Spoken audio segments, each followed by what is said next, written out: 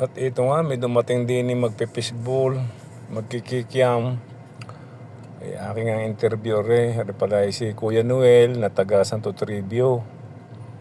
Nabuhay niya ito. Tinanong ko sa kanya bakit bisikleta yung kanyang gamit. Sabi niya may motor daw naman siya. Sa pagtitipid niya, mas maganda pa raw gamitin yung kahit mahirap-hirap ang pagpadyak. Wala naman daw siyang gagastusin gasolina. Sabi ko, mahirap naman kakot kain ngayon ng panahon. Okay lang din daw. Ako'y saludo sa iyo, Kuya Noel.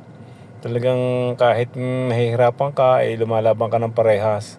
Pero in fairness naman, talaga napakasarap po ng kanyang fishbowl. Narihura rin na dinilagay daw siya sa likod ng City Hall. Kaya ako'y nakabibili rin ng kaunti. Ako hindi mahilig din sa mga mga tusok-tusok ng garet. Ako'y takot sa mga mamantika. Pero ako'y nakabibili sa kanya dahil gawa ng ako'y natutuwa sa kanya. Itong akin ang binabanatan ko na nga. Ako'y pumasok sa sasakyan at napakainit. Binabanatan ko. Masarap ang kanyang fishbowl. Sabi ng ibang mga nagtitinda na kumakain, lahat na tinda ni Kuya Noel masarap daw. Shoutout sa iyo, Kuya Noel, na Santa Toribio.